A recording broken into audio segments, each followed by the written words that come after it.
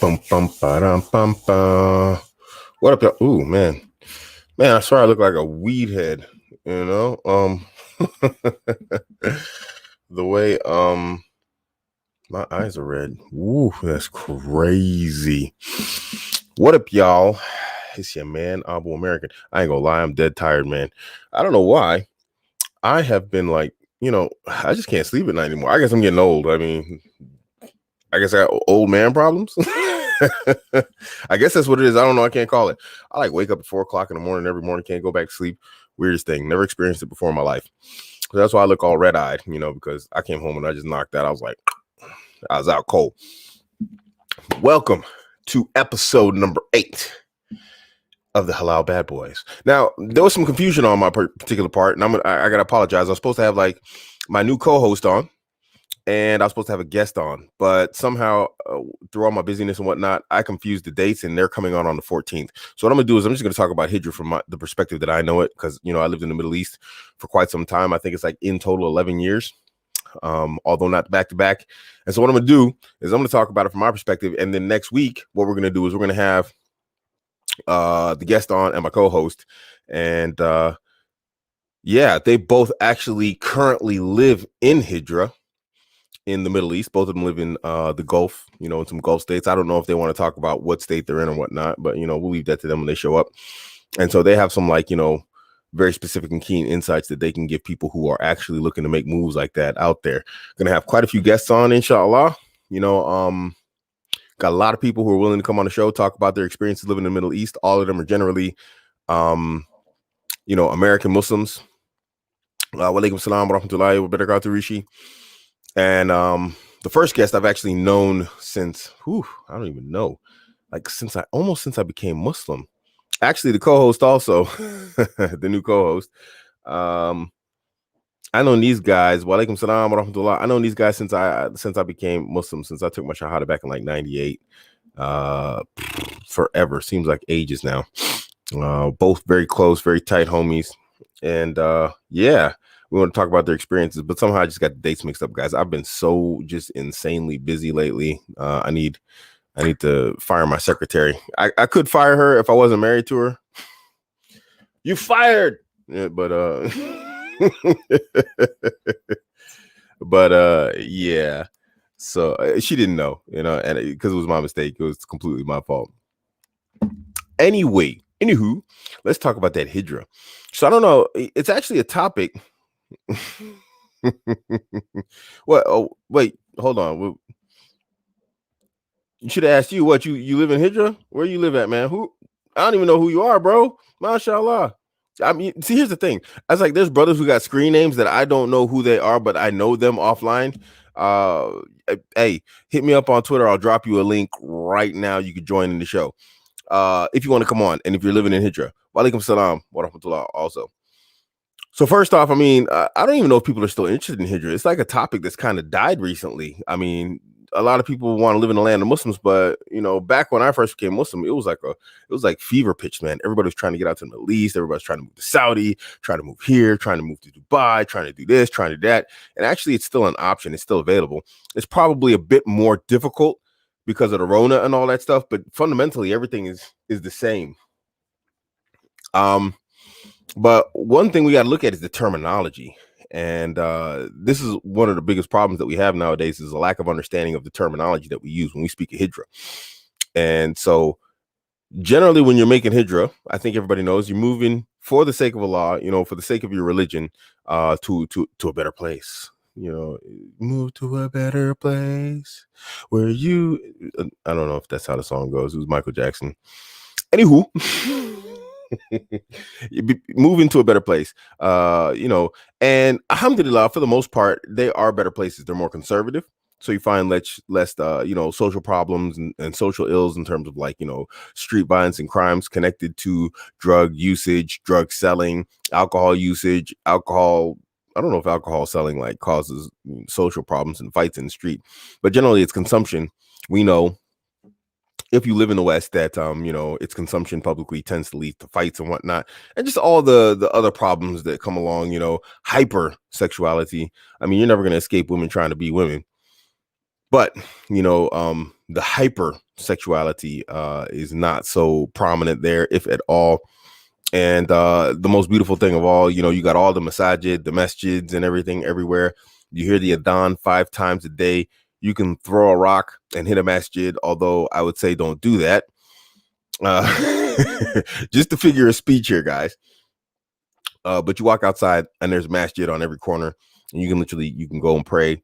The 5 salahs. Even it's supported and encouraged at most job places. Most of them, not all of them, obviously. And we'll get to talk about that a little bit later. So in general, as a Muslim, there are laws that are more just and fair, especially. And if you ended up on my channel because of the whole red pill and whatnot, and manosphere stuff, then the laws, I have personal experience with this, the laws don't just blindly support and accept the female narrative against the male. And so divorce, rape, all that type of stuff, I'm gonna call you, get you kicked out of your house, that type of stuff generally doesn't happen. It's all around better. Now obviously you're gonna have people that are gonna disagree with you, and they're gonna dispute that, but by far and by large it is better. Excuse me.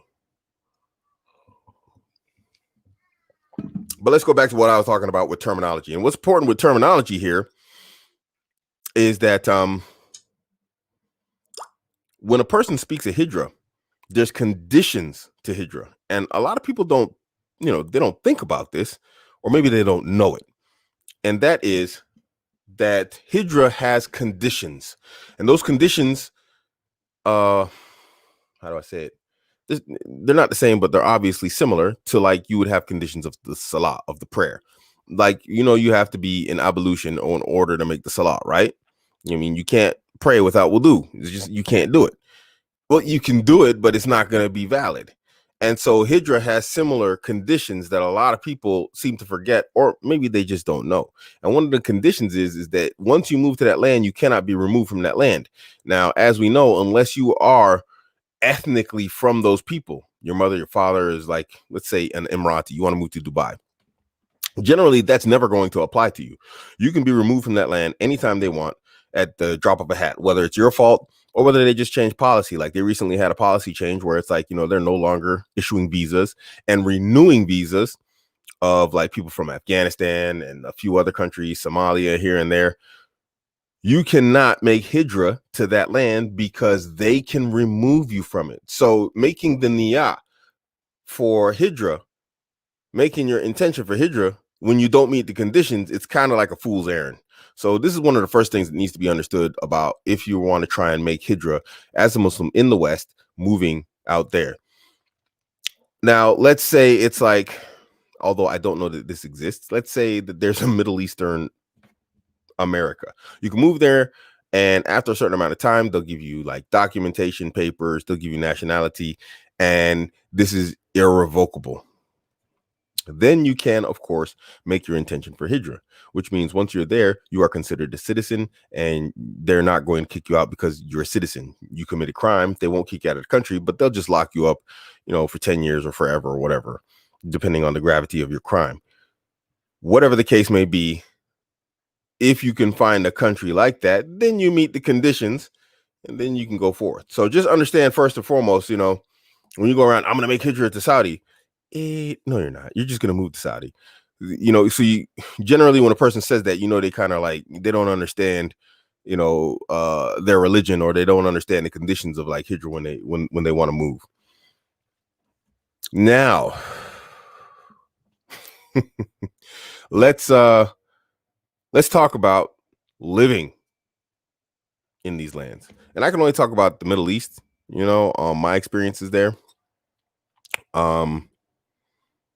Maybe someone has a different experience in different countries. Wa alaikum salam wa rahmatullahi wa barakatuh. Ada. Maybe someone's moved to, like, Jabril Al-Romani. What's up, bro? He lives in, I believe it's Malaysia. And so he can talk about, wa alaikum assalam wa rahmatullahi wa barakatuh. He can talk about the experience of moving to a far eastern. You fired, homie. A Far Eastern Asian Muslim country. He can talk about that because he had experience with it, but I can only talk about the Middle East. Man, I'm dry mouthed. I don't know what that. Give me a second, guys. Sorry.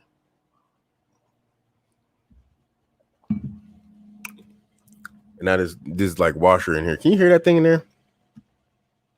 It sound like Elon Musk launching a rocket in my kitchen. What?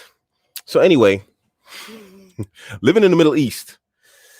You know, when I first moved like out into the Middle East, I went to Saudi. I was living in where was I living in? I was living in Al Hassa, Hafuf. You know, they call it Al Hassa, and I was working for Berlitz out there. And if that company is still in business, don't work there. That place was terrible. Don't work for Berlitz in Al Hafuf, Saudi Arabia. Don't do it. That's just a piece of advice. So, anywho, I was working out there as an English teacher, and I was living out there, and that was my first experience. So I met a head teacher, and he was, what do you call this? South African. That's what he was. He was South African. I think he was maybe origin Indian or something. It doesn't matter. I'm just saying, you know, he was South African, and he had been there for a while. And one of the things I should have taken it as a heads up. And this is the type of stuff that nobody ever talks about, you know, when they're out there in the Middle East and, you know, they're a Westerner or they're from another country. I guess he tried to give me a heads up, and he said, you know, we were eating dinner or something. You know, he took me out because we were working together, and he said, you know, my dad told me, because my dad worked in the Middle East his whole life, you know, and he said to me, when you go to the Middle East, he said, you know, take 1 bag of money and 2 bags of patience with you. And he's right. No, not Mauritanian. He was definitely South African. I don't know what his origins were. He was like, you know, he was some sort of Southeast Asian origins, but, you know, South African passport, grew up, born and raised and whatnot. His parents were probably from like India or something. It doesn't matter. It really doesn't. I don't really care. It was just a minor detail. So, anywho, answering Rishi's question there in the chat. So, anywho, these guys, man, let's just say, yeah, a lot of patience. Let me go back to this. Now, everything I'm about to say, I want to say I'm not trying to discourage anybody from making Hijdra. If you want to, or trying to make your intention to move to a Muslim country for the sake of your religion, I'm not going to discourage anybody from that, you know, and I don't want to speak ill of the Muslim countries. I actually spoke well of them early on, telling you, you know, they're good places to go, nice places to chill and live and whatnot, you know, especially, you know, for your salah and whatnot and praying in the masjid, having Fridays off. Imagine that, Yomul Juma. The day of Friday is a day off. So it's not like here in Germany where you got to get time off to go to Jummah, if they'll let you off, you know, trying to squeeze in the prayer, you know, when dudes are like having their smoke breaks or whatever else. All that stuff is understood in the Middle East. But nothing good comes without its share of a test and a trial with it. Sort of like women. Yeah. So when you live out there, man, those people, they really put you to the test. The situation puts you to the test, and the environment puts you to the test. And so if you go out there, man, first, I just want to advise everybody to keep very, very, very, listen to me. I can't reiterate this enough. You guys know I love the word reiterate, so I get to use it again. I can't reiterate this enough.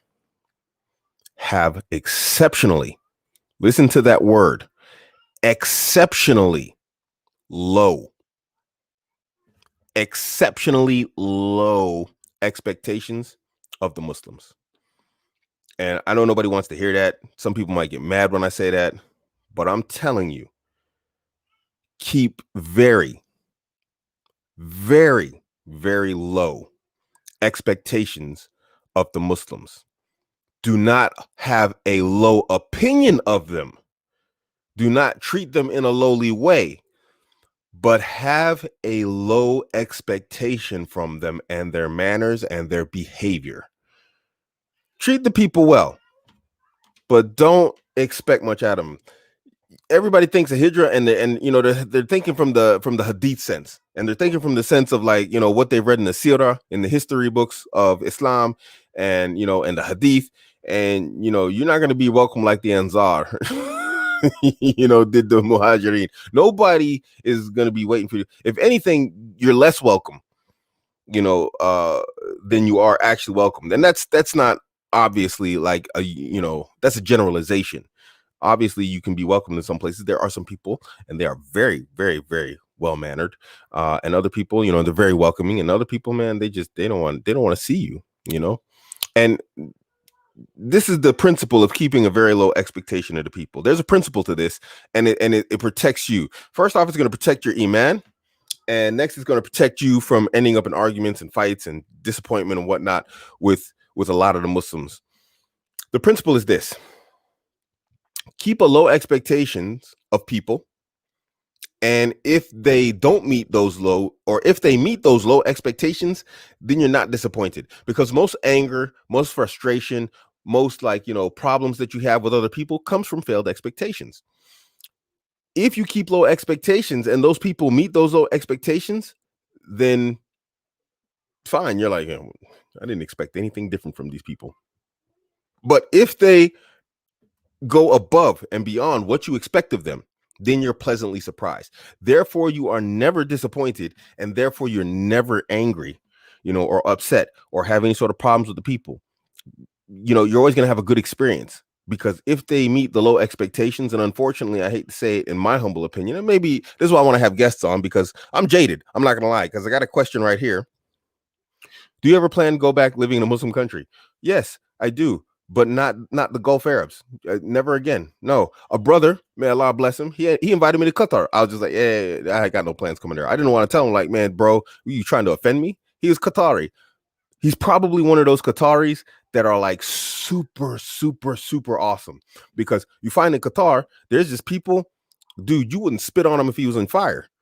And then there's Qataris, man, you'd run over someone's grandma for them. He was probably one of those people you'd be like, hey, you need me to run that grandma over there for you? What's going on, homie? He's probably one of those type of Qataris. But that's not the vast majority of them, unfortunately. Those people, they're like, what was the hadith said? Like, a good friend's like a red camel, like super rare. He's probably one of those types of guys. So yeah, I plan on living in a Muslim country again, but not Gulf Arabs. There's no way. I'm not going to do it. There's no way. I'll never do it again. The only time I have a plan to go back to the Middle East is for Hajj. That's it. Khalas. I ain't lost nothing else out there. Wa alaikum assalam wa rahmatullahi wa barakatuh. Hijra, moving for the sake of Allah, moving to the land of the Muslims from the non-Muslims.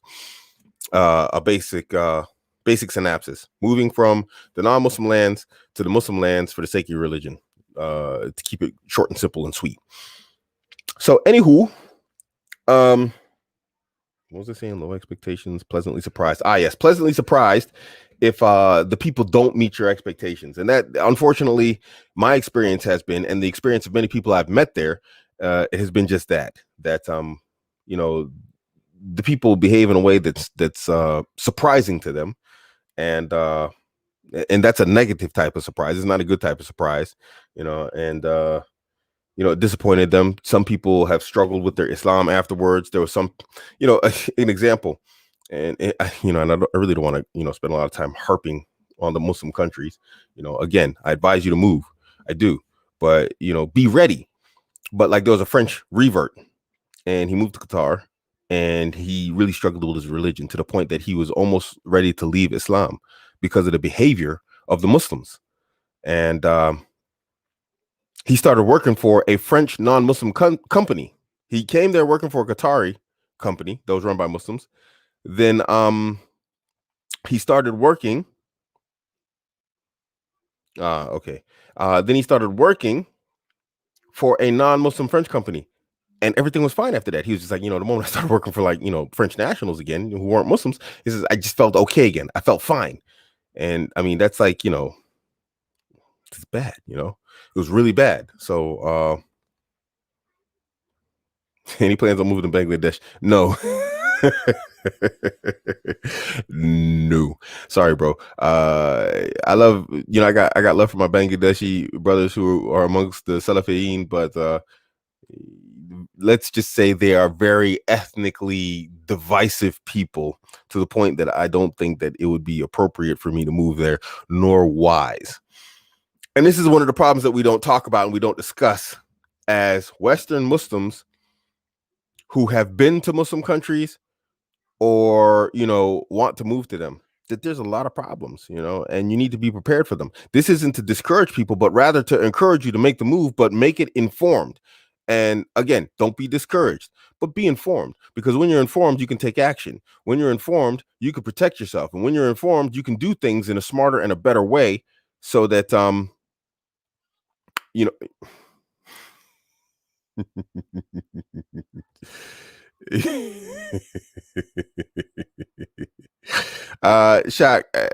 Sheikh Shakil. I don't know. Bro, this is really not a discussion you want to have on air. I could bring guests on, man, especially from the brothers, brothers, who can tell you stories about dealing with Bangladeshis. It's rarely positive, bro. And I understand that's your people, man, and I'm not really, I'm not hating on them or anything. I got love from my Bengali brothers from the Salafiyin, but the experiences that most of us have is by far and large negative from a racial treatment aspect. I don't know if you know that reputation, but that's the experience. I could bring on, like, off the top of my head, like this, like 4 people right now I can bring on, and they could really just run the whole country over. and they can do it like just unbroken for an hour. But that's not the intention. My intention is not to crap on people or their countries or whatever else, my intention here right now is just to inform people and let them know it's like, if you're going to make a move in an informed way. So understand that when you're dealing with Muslims, you're dealing with regular people, and I know this sounds crazy, but just deal with them as people. Don't view them. And I don't mean this in a tech fear sense. Don't misunderstand what I'm about to say here. Just deal with them as people. Don't even deal with them as Muslims, because that's generally how you're viewed. You're just viewed from a person aspect. You're not really viewed most of the time from a Muslim aspect. And so this is a very important point in protecting you from falling into any sort of, like, racism or whatever else, or anger at a particular or specific people. You just got to remember, these are just people, and they got a culture, and that culture is one that you're not familiar with. It's alien to you. And so just remember that these are an alien people to me, and so don't get mad at it. Just be like, yo, these people, they on their own thing. That's those people. And when you look at a lot of these cultures and understand that racism is a big deal amongst the Muslims, unfortunately, tribalism, especially tribalism, we find this very strong amongst our Arab brothers, amongst our Somali brothers. We find this, ethnically amongst, like, our Southeast Asian brothers, from the Indians, Pakistanis, the Bengalis.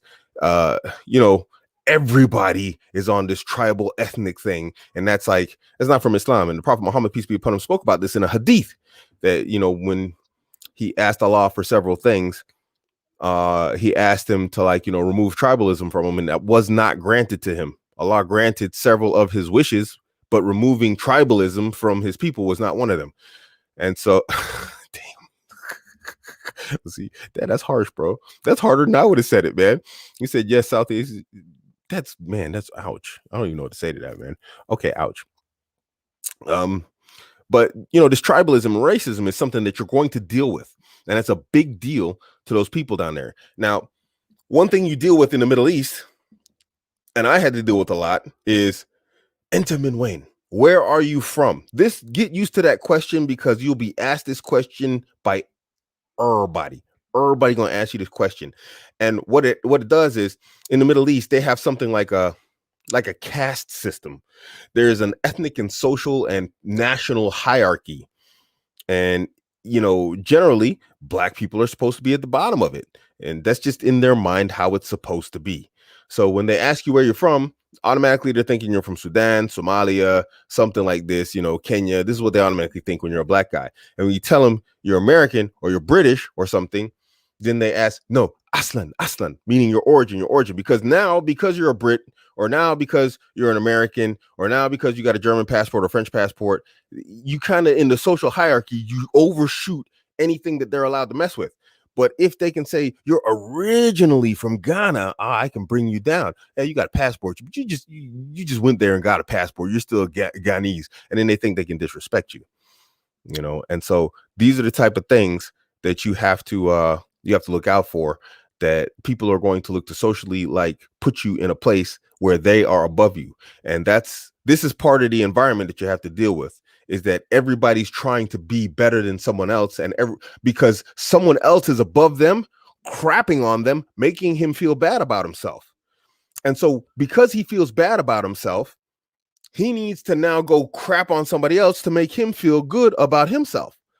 And so they're going to look to put you in that category right off the rip. The barber is going to do it.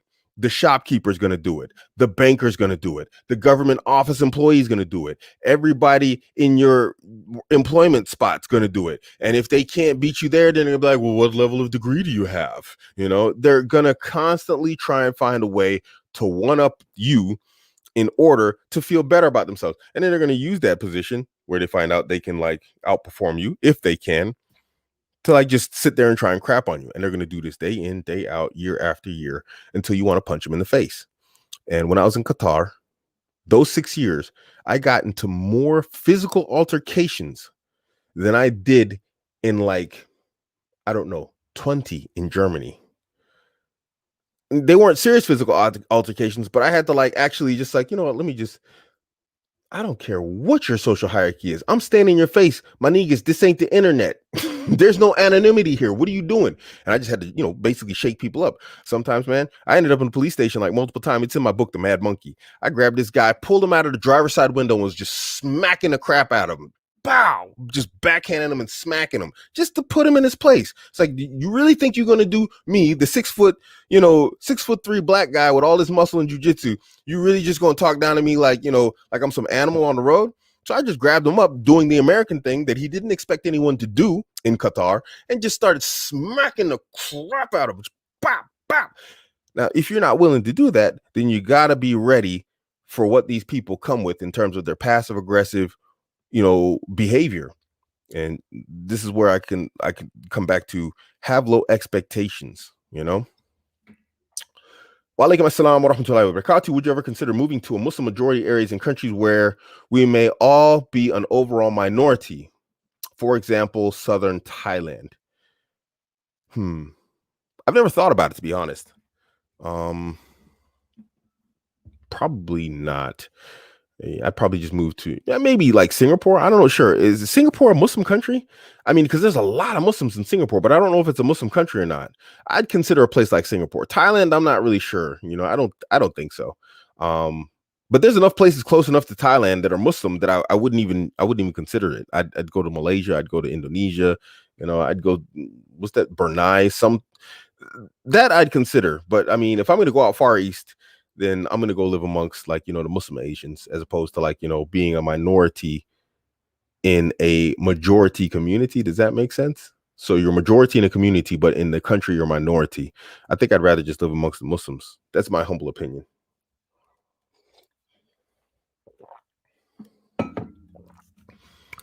I'd agree with this right here. If you can't move to a Muslim country, then move to Birmingham. I agree with that. 100%. Birmingham is beautiful, man. It's a beautiful place in terms of, like, Muslims and how many Muslims are there. Dude, you walk down the street and you'd never think you're in the United Kingdom. It's just a beautiful place, man. I love it there. And alhamdulillah, there's some good brothers out there. A lot of brothers I know are from there. They live there, and it's just, yeah. Rishi says it's the same mentality in every non-Western country. I have to agree, and I'm not. You know what, Rishi, you make a very good point. I get. Let me say this. Rishi's absolutely right. This isn't something that's exclusive to Muslim countries. This is all over. I went to Kenya, and it's the same thing. I've been to Kenya. I've been all over the world, 40 something countries, and this is generally the same everywhere. It's just, this goes back to what I was saying about keeping low expectations of the Muslims. These are not behaviors that we expect Muslims to be partaking in.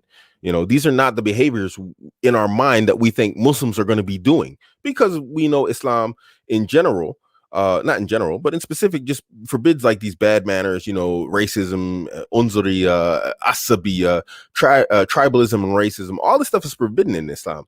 And so when you start going to the Muslim countries and they're behaving like this, you're like, yo, what the heck is going on here? What are you people doing? And then I've seen a lot of Muslims become disillusioned and disappointed with the Muslims, or they go into like this crazy shell, and they're just in this world of absolute and utter denial. And I experienced that and this is something you need to actually be prepared for also, is that when you go there and you start seeing problems, that you don't end up being in the circle with people who are in absolute denial about the situation. These people who are in denial, you got a lot of Western Muslims out there in denial about the situation. No, it's not that bad. It's not that bad. And it's almost like a post-traumatic stress disorder, and they're not really trying to convince you. They're trying to convince themselves. And when you just rattle that little world that they've built up for themselves, it comes crumbling slightly apart, and they do anything to scramble to put it back together just to make themselves feel better, so they can say online, I'm living in Hijdra. And it's just, dude, stay away from those people. They're mentally damaged, in my humble, not mentally, but emotionally damaged. And they're scarred because, like I said, day in, day out, people will try and beat you up for who and what you are. And so you got to be ready for that. And if you're not, emotionally and socially resolute, or you're like me and you're just gonna smack everybody that comes across your path, because I got to do a lot of fights in Qatar, because I'm just like, there just came a point where it was fight or flight. I either become one of those, emotionally traumatized people, or I just fight back. And so at that point, there was a point where I just decided, you know what, I was standing, I remember it too, I remember the situation because I was standing at the window at my house. I was literally doing the movie thing. Not because I was being, dramatic, but I was standing at the window and I was completely I was at a breaking point. And I was like, man, what am I going to do here? I was having problems with my wife. I was trying to marry this Ethiopian girl, and, just everything was coming apart. The wife was freaking out and this, that, the other, and everything was just going crazy. And I was just like, you know what? I was like, man, I don't know what I'm going to do here. I was like, I was just freaking out. And then just something inside just snapped. And then from that day forward, I just went into absolute fight mode. Any question of flight whatsoever disappeared from me. And I just turned into just a straight, people molesting monster. Not sexually molesting. I don't do that to people. Not unless you're my wife. But I just started grabbing people and shaking them up. Someone would say something stupid or act stupid, act passive aggressive. I get right up in their face, mush them. And, they call the police. Police comes like, this guy's an American. What you want me to do? Not only is he an American, he's a major in the Qatari armed forces. I was almost untouchable. Every time I got into a fight or I beat somebody up or I threw somebody around, the cops come, they just be like, all right, get out of here, dude. Nobody wanted to be involved in that situation. The police didn't. There's like, I'm not going to be involved with an American who's a major in the Qatari military. Just get this guy out of here, because if anything goes wrong, my name's on that documentation. So in that sense, a lot protecting me from myself, because I could have ended up in trouble. You can't do that anywhere. Just go around beating people up. And I was doing it. But you don't want to end up in that situation to where it's like, because I wasn't prepared. No one prepared me for the situation. And so one thing I want to do is, if you guys go, or if you want to try and make Hijdra, be prepared for the situation. I'm not saying don't go. Just be mentally and emotionally prepared. Nobody prepared me for what was going on. It was all love, peace, and hair grease and all this type of stuff that people were telling me. And I went there and I was expecting that. And I got the exact opposite. And so, but what coming back to the point that I was making, Rishi makes a very good point, because the same thing happened to me in Kenya. Kenya is by far not a Muslim country. There are Muslims in the country, but they're definitely not a Muslim country. And the people were exactly the same. I've been to multiple places and the people act the same. So this is just a non-Western society behavioral attribute and trait that you're going to have to become accustomed to if you're going to live amongst people who are not from the West. They don't have our social, principles, I guess, if that's the right word to use. Singapore is a Buddhist country. See, I didn't know this. I don't know. I know there's a lot of Muslims there, so I wasn't sure.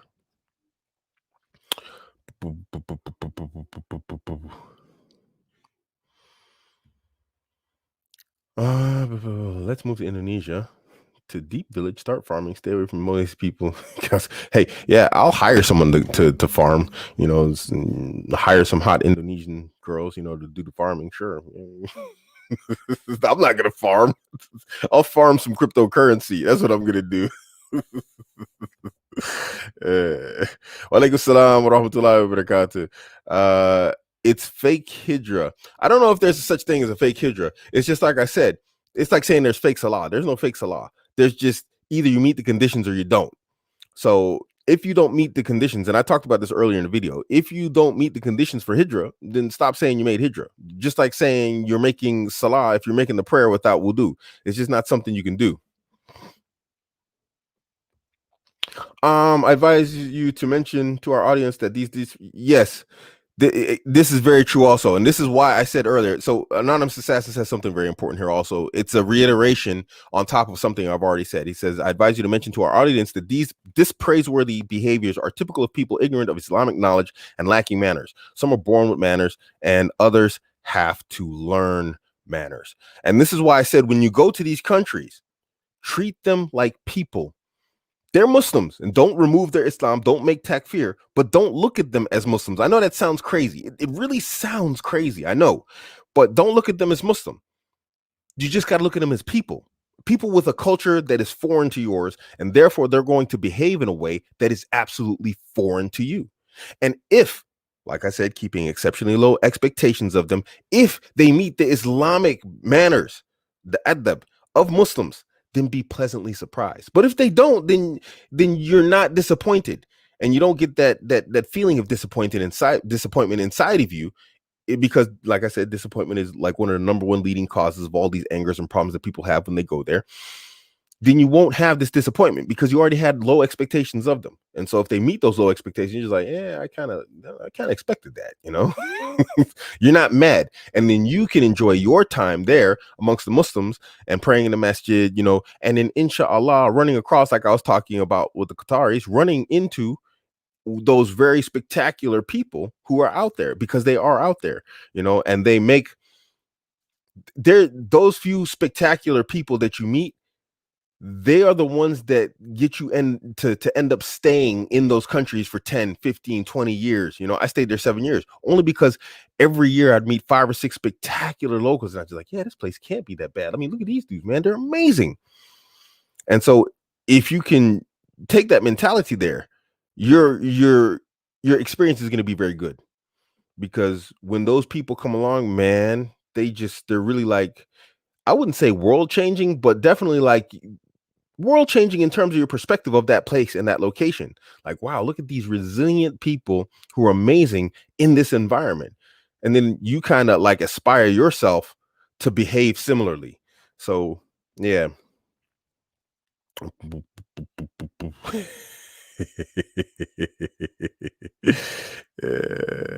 Ye- so, this is sad but true. Only if you're white skinned and Sufi, then you're welcome to the Middle East. White guys, y'all got like exception. If you're a white revert, then yeah, you guys got like you got the get out of jail card on everything. Everybody treats you well. Unfortunately, I'm not unfortunately. Let's just say it's just like people got like a lot of ethnic envy when it comes down to white people. Y'all get the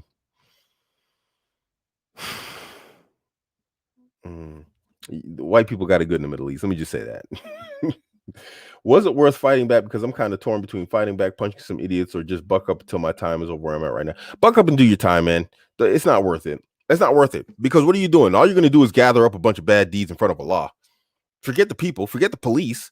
These are Muslims, Imagine I'm on the street. Just imagine, bro. I'm on the street smacking the crap out of this dude out of his truck. Just backhand him. Pap, pap, pap. I mean, he's a dark-skinned Arab, and he's turning as red as my shirt. I'm doing this to a Muslim. It's impermissible to smack someone in the face. First off, he's a Muslim. I'm treating him bad.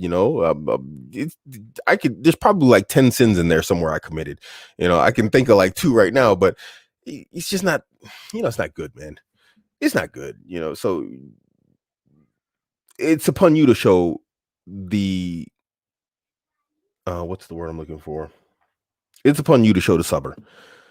If they don't have sabr, or if they don't have good manners, then that doesn't excuse you from not having good manners. And being an American is not an excuse, but it's just the way we are. We're not a passive aggressive people, so we're not really used to dealing with passive aggressiveness. We didn't grow up in that culture and that environment. Hey, you don't like somebody's fisticuffs, you knock that dude out, and that's why we have a lot of violence and problems in a lot of different communities in America. We fight as Americans. We don't like play little games with people for 5 or 6 years. Like one guy was telling me about a story at his job. He's like, the boss was a jerk. This is in America. He's like, and he just kept on harassing everybody. One day he came into the job and someone had put a bullet on his desk. What did the boss do? He started acting like a boss that was reasonable. He didn't roll over, but he realized that, yeah, this is America and I can get shot at work. So we're not a people who play around, you act stupid, you can get knocked out. But all over the rest of the world, they play these little social games with people. As an American, I'm not used to that stuff. I don't want to play that stuff. Look, dude, you got something to say. That's why I'm 48 and I still get busy on my bag back there, because I might have to knock somebody out one day. So do they have guns in Qatar? Yes, they do have guns in Qatar. It is very difficult to get them unless you're a local. Locals have guns. They go hunting. They're allowed to have pistols and whatnot, but you as a foreigner, near impossible. I don't know about any other Muslim countries or states, what their rules and regulations are on weapons out there, but in Qatar in specific, I know that.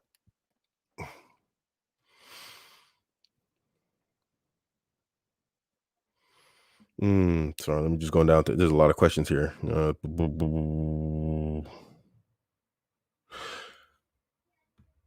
How would you deal with these kinds of demeaning people if you move to a non-Western country again?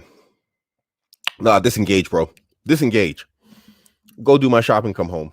Deal with them a lot less. I mean, even though that's what I did in Qatar, and I ran into enough trouble just going out and shopping. Just now, it's like, now I just deal with a very small circle of brothers. I have my online community of people I deal with, and anybody else, man, I just don't mess with the people. I don't mess with anybody, man. I just wouldn't deal with them. Just live away from the people. It's sort of like the hadith, take your goat and go into the mountain. This is just, I'm doing it in the city. Get my food and I go back into my little cave. I work out, go to my gym. Don't talk to people. Don't smile at anybody. Just stay the heck away from them. I don't want to talk to anybody. I don't want to know the people anymore. So that's what I do. I'm antisocial. I don't want to know anybody. I don't want to talk to them. I don't want you talking to me, because most of the time when someone approaches you with a conversation, it's going to end up goofy anyway, and then they're going to end up asking you some dumb questions, So generally, I just very antisocial behavior in terms of like not socializing with the people. They ask you a question. What's your name? Abdurrahman. And then there's that, like, they're expecting you to ask their name, and I never do. So right off the rip, they get the idea, this guy don't want to talk.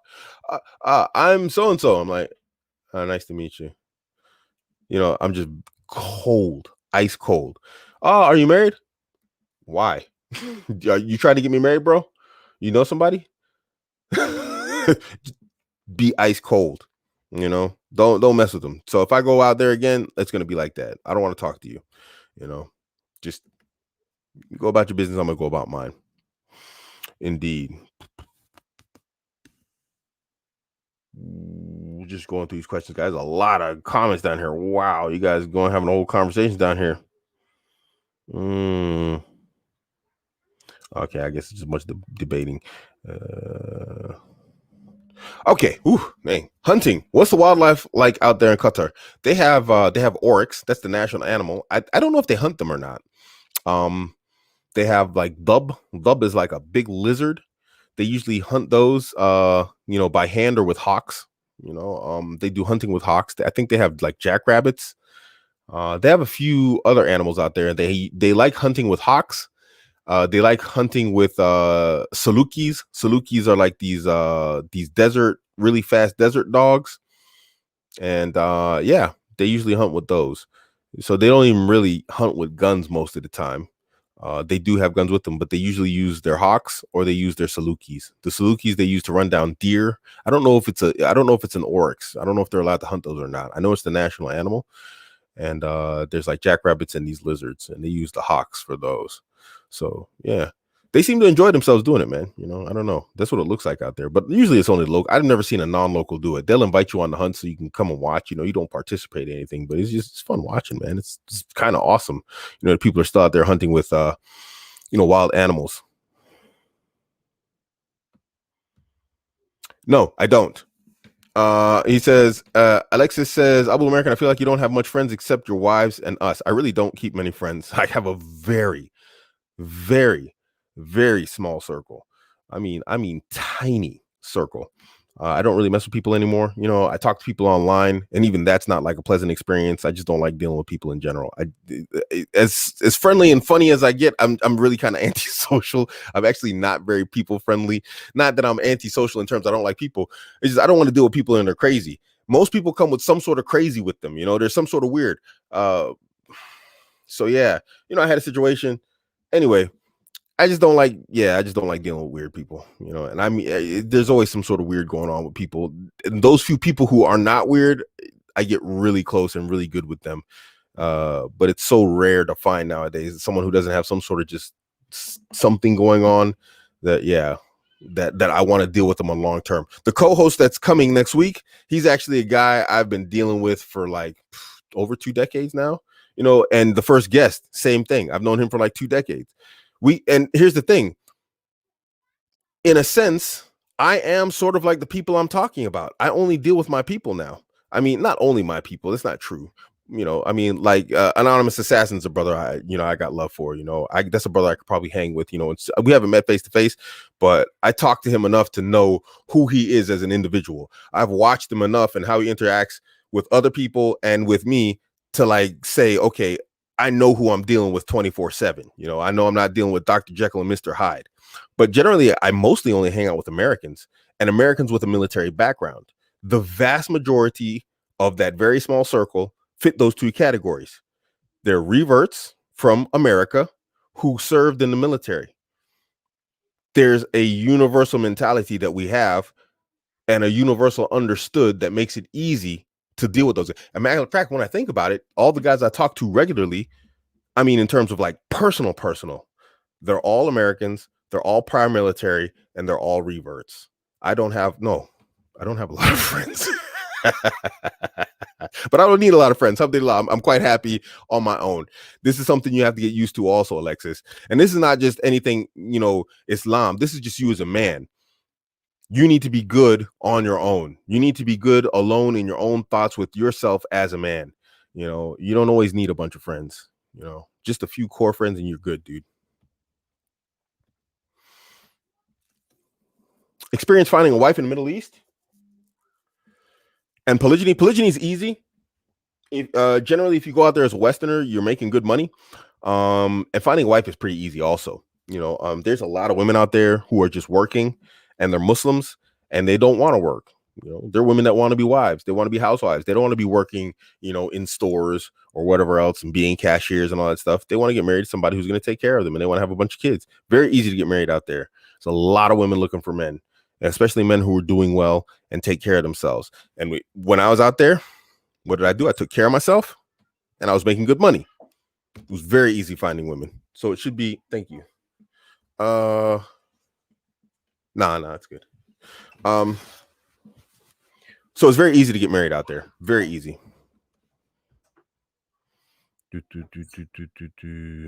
So sorry, guys. Man. Geez. Like, what are you guys talking about in the comments? Guys, take it easy, man. What are you? Take it easy out there. Yes, it is my second language. I am fluent. So yeah, I do. I speak German. It's my second language. My environment that I work in is 100% German language. So yeah, I speak some Arabic also.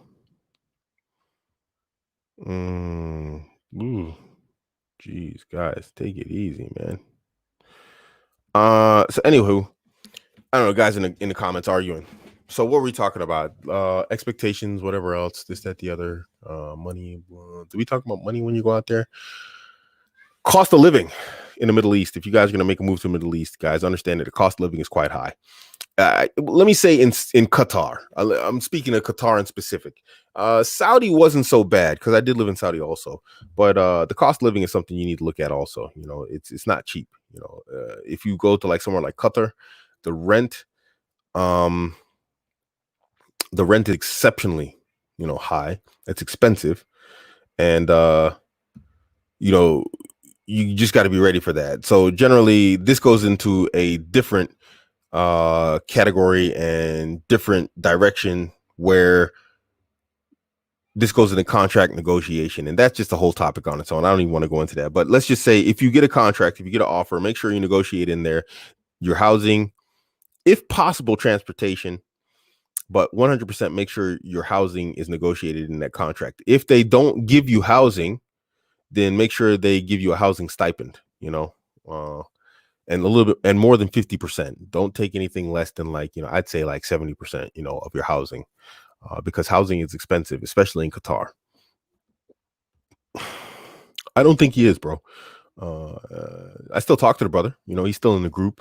I have like a men's community group. He's still in there. You know, we talk sporadically, but we're on such different time zones that he's just not going to be able to make it. You know, it's just too difficult for him. You know, because he's got to stay up close to 1 o'clock in the morning to get on a show at this hour. So for him, it's not really a possibility because he has to go to work the next day. So, you know, he's staying up at 1 in the morning to come on the show. There's no, I hate to say it, there's no tangible benefit in terms of like income or something like this or whatever else. So it's a bit difficult to justify. And I completely, completely understand that. Like 3 years, 3 years to become fluent. I'm self-taught. Nobody taught me German. I didn't go to school for it. I didn't learn it in a center or anything like this. This was books, television, and radio. It took me about 3 years to learn to German fluently. To learn passable Arabic to where I could like understand and speak with people and communicate with them passably took me about 1.5 years. So yeah. So yeah.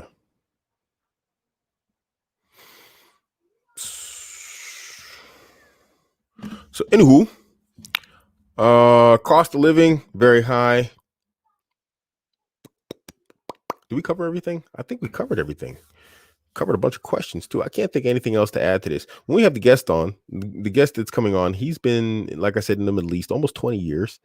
The co-host has been in the Middle East. I think he's coming up on 10 years himself. Maybe not back to back. No, yeah, maybe. I don't know. It's been a while. He's been there a while. It's got to be close to 10 years. Yeah, it has to be close to 10 years. So these guys got a lot of experience under the belt in terms of like, you know, moving to Muslim countries, living there, whatnot. You know, one of these guys got their own business. We're going to try and get a lot of guys on, guys who got businesses, you know, out there and whatnot. So yeah, it might be worth tuning in for you guys if you guys, yeah, you know, the guy, he's, you know, he's very polite, you know, to me, but I had to put him in timeout, man. Guys, look in the, I gotta play referee here, guys. I hate to do this on a live show, but be respectful, man. Everybody here is Muslim. Be respectful to one another. Don't be calling each other names and stuff, guys. Come on, man. What's wrong with you guys? I had to put him in timeout, unfortunately, bro. Do you know any country in the West that accepts Muslims or with Muslim majority if I want to study in the West?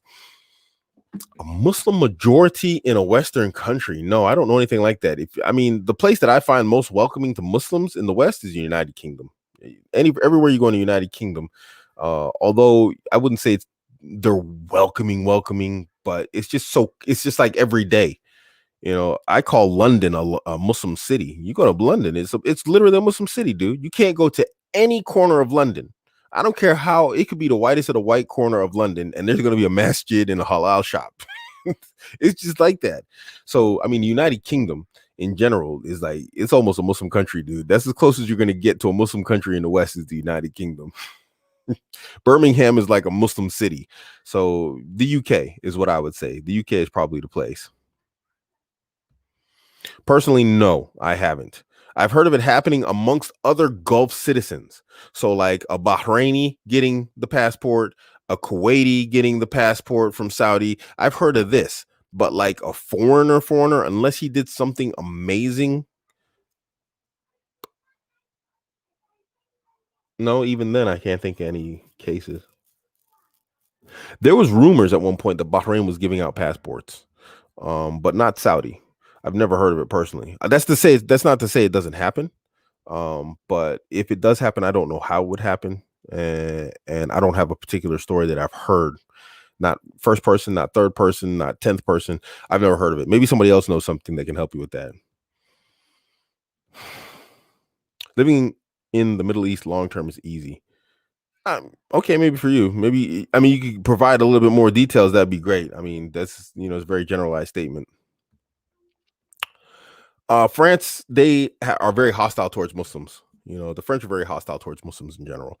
I'm literally like 20 minutes from the French border. I can tell you that the French are a bunch of wankers. I don't like the French. They're the wrong people to ask me about. I don't like the French. There's like 2 or 3 French people I've met that I don't want to punch in the face. My wife's in the comments. She'll tell you I hate French. I can't stand the French. We're like right across the border. We're like right on the border, the French border. She's been here like almost five years. We ain't never have we been to France? Yeah, we drove through France, but I never visited any. Oh yeah, no. I went to what's that place called? The Citadel. Went to Citadel in France, but we didn't talk to any French, and we always went there when everything was closed. I hate the French. Don't ask me about them. What are the best careers and industries for an expat in Saudis? Engineers, probably, and doctors. Engineers and doctors seem to always be doing well. You never find those guys complaining. So I would say engineers and doctors. They seem to, have a very it was a question.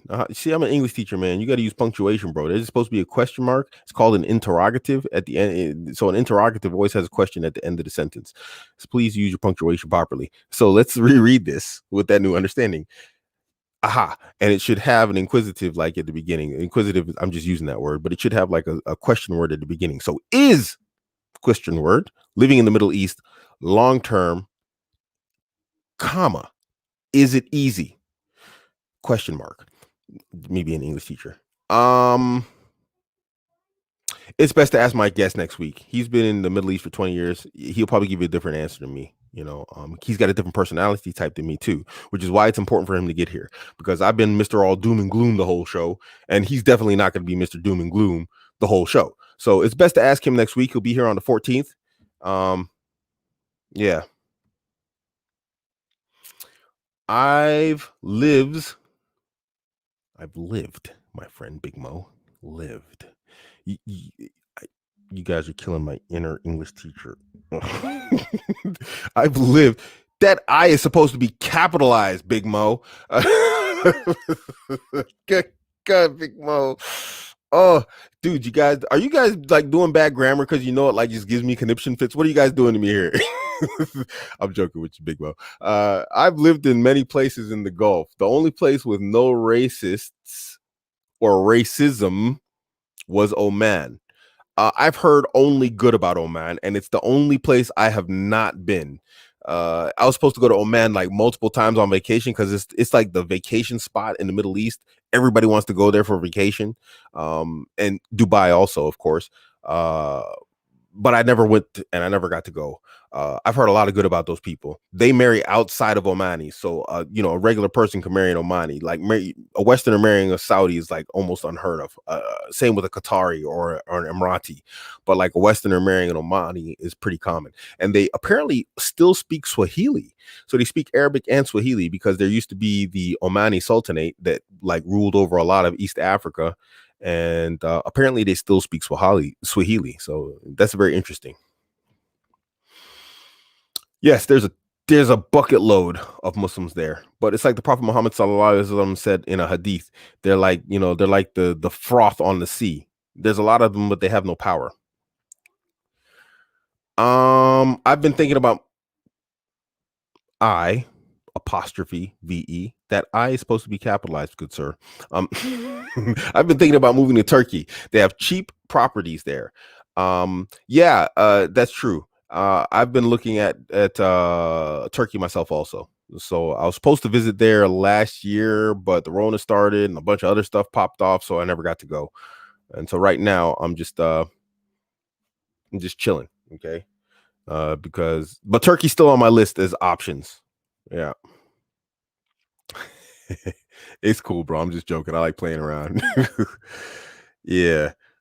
So yeah, Turkey is actually an option I looked at. And I hear a lot of people say stuff, don't look at Turkey, the people, this, that, the other. But I live in Germany and there's a lot of Turks here. And Turks, it's sort of like dealing with, my experience has been sort of like dealing like with Qataris. It's a hit and miss. I generally find Turks to be good people. They're just different. Because I've changed my entire perspective. I was just about to start speaking German, say my Vorstellung.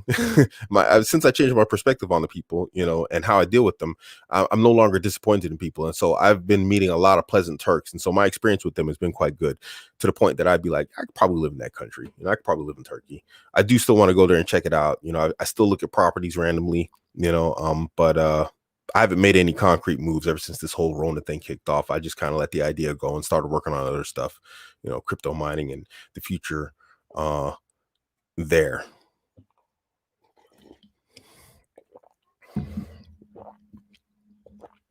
Whew. Turks are the only Middle Easterners I like. I've met a lot of Turks that I like, I met a lot of Turks. Yes, they recently changed it, actually, Taj, they just changed it last year in 2020. They changed the conditions of citizenship. It's become more difficult, but it's still possible. And it's just money. Basically, you're just basically buying citizenship. So now, instead of just buying a property and getting citizenship, the property has to be worth at least $250,000. I think it is US dollars, not the Turkish, whatever they use there. I don't know what they use, lira or whatever. So it has to be worth like $250,000, and you can get citizenship. If you buy a property and it's less than $250,000, then you can get permanent residence. So they made some changes, and also with like working there, qualifications and these types of other stuff. So they have made some changes. It's become a little bit more difficult, but not insurmountable. I mean, $250,000 in Turkey is going to get you like, ooh, bro. The properties have just plummeted for Turkish properties right now. I mean, what you pay for $250,000 for an apartment in London, you'll get like acres of land and a mansion in Turkey. So yeah, Turkish lira. Yeah, that's right, Rishi. So it's definitely worth looking into, and it's easy and cheap to get flights, in and out of Turkey throughout Europe. Kemal Ataturk airport, you can just fly in and out of there and be in Europe in like a matter of hours. It's easy, to get flights out of there. It's a major hub between the Middle East and Europe, so you can catch a flight out of there at the drop of a hat. What do you think about the golden visas in the Middle East? Worth for 220K USD in Saudi, for example, permanent residence? The guy to ask is Muta Beal, our brother Beal. I think he did that. I think he went to Saudi under that program. He's probably the best guy to ask. He's on Twitter. I don't know if he responds on Twitter. I've never tried. But he's probably the guy to ask, because he owns like a really nice cafe out there. And I'm pretty sure he took part in that. He's probably the best guy to ask. I'm sure he would know. But is it worth it? Probably for him. If you ask him, he has a very positive world outlook and worldview.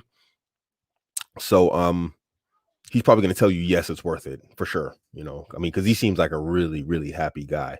So, it depends on who you ask, I suppose.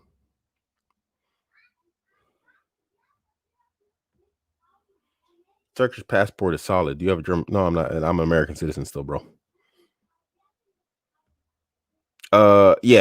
It's semantics, bro. It's like just what's it called? Transliteration. So I can fix it later. Yeah, I don't, unless it changes the meaning of the word. But transliteration is always a thing, isn't it? Hijdra. Yeah, I don't know. Yeah, I'll change it. This is like the third time I heard it, so I guess I need to change the title. I'll change it after the show's uploaded again. Yeah. Guys, any more questions? It's like an hour and 3 minutes. So I'm going to probably call this. And then next week, sorry, guys, I apologize about the guests and my new co-host. That was supposed to be the 14th. This is completely my fault. I just dropped the ball on that. But nevertheless, we got this little episode out of the way here. And guys, got to ask some questions. I got to, all right, I won't fire you today, but I'll give you a pass on this one since you told me.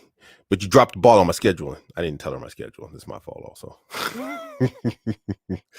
America allows dual nationality, though I think about renouncing. I think there's conditions to dual nationality. For me, I don't think it's an option. And I don't know. I really don't know. I think it depends on the country you're applying with. Like Germany, my children are allowed to have dual citizenship. They can be German and American. But if I want to get a German passport, I have to renounce my American passport. But because my children were born here, they're allowed to have dual nationality because their mother is German and their father is American, and they were born here. No, not even being born here wasn't even a condition, actually, just because one parent's German, one parent's American. But for me as an American, I do believe I have to renounce my my citizenship, which I'm not opposed to. They put me on a no-fly list. Why should I want to go back there? They can bite my butt. What do you say to those that have made Hijdra but might want to try a different country? Go for it. Try it. I met several brothers who moved from Qatar to Saudi, from Saudi to Qatar, UAE. They moved all around. You know what I mean? Try it, man. Just try it. You know, if you can afford it and you got the time to spare, because you got to remember, when you move from one place to another, you have your setup period that's going to take like, 1 or 2 years, until you, even if you go there and you got a ton of money and you get everything sorted the way you want it sorted, still you're in that setup period for almost like 2 years. It's a new life, it's a whole new life, and you need to prepare for it. So it's lost time, so if you got the time to spare because you have the money to spare, go for it. But if you're in a place and you're just like, yeah, I'm not really sure, dude, maybe you need to find out what that little hang up point is where you're at, and then stick it out and figure it out and fix that. Yeah. Fair enough. Yes, I agree. That is correct. The Germans want you to renounce your U.S. citizenship. I'm pretty sure that's correct. I don't know about American side. I never really followed up or checked or anything like this. All right, guys. Thanks for tuning in. And yeah, we'll see you guys next week for Halal Bad Boy episode 9. Next time. The co-host will be here, and so will the guest, and I think you guys will enjoy that because these two dudes are like really close homies of mine too. So you'll see some of the guys that I get to that I hang out with, and I got like homie love for. You guys can actually. This is sorry. Okay. So you actually get to like see some of the homies I hang with and whatnot, and people that are close to me. It's like it's not only a show with guests, it's like an insight into like my personal life, in a way that generally a lot of people, even though I'm transparent about my life, it's a picture into my life in a way that nobody's seen before in terms of my homies. Before I go, I'll answer these last few questions. Where would you suggest to learn about crypto? Online. This Sunday, This Sunday I have Mining Chamber on. He runs a channel. It's called Mining Chamber, and everything I learned about mining, I learned from his channel, and his channel's not that old, and surprise, he's also Muslim. So he's coming on the show on Sunday, my crypto show. Come check it out. Yes, you said yes, it does take about 8 years in general, roughly about 8 years. Yeah. Let me see. What's it say? Off topic. Will there be a video about mining soon for beginners? Is that profitable in Germany? Considered? Yes, it's okay. Yes, me and a couple dudes are putting together something for guys, from start to finish. From absolute zero, understanding mining, all this type of stuff. We're putting something together for everybody, and I'm not sure when it's going to be done. We're going to get it done on rapid speed pace. And yes, is it profitable mining in Germany, dude? Have you seen the price of Ethereum? I don't even look at electrical costs anymore. I run my rigs so that they don't catch on fire. I don't even care about power anymore. That's how profitable it is. Yes, it's not only profitable, it's stupid profitable. I have an electrician. It's so profitable. I have an electrician coming in on Tuesday to put new fuses in my house, because as you can see, this house is old and I want to move. Putting new fuses in my house where I have my mining room, because now those miners, they're running at such high power that they blow the fuses in the house. So he's going to come and install a higher grade fuse that blows at a higher rate, a 3-phase fuse, because I don't even care about the power bill anymore. Yes. Is it profitable? Dude. Do you go to fight? No, unfortunately not here. It's not possible. You can't get off work here. And everybody I work with at my job is Muslim. The boss and the owner and whatnot is not. But even like the people I work with, they're all Muslims. And we don't get that time off, unfortunately. One of the problems of living in the West and why I don't want to stay here. Unfortunately, just got to get out of here, man. As much as I enjoy my time in Germany, as much as I like it, it's not nice.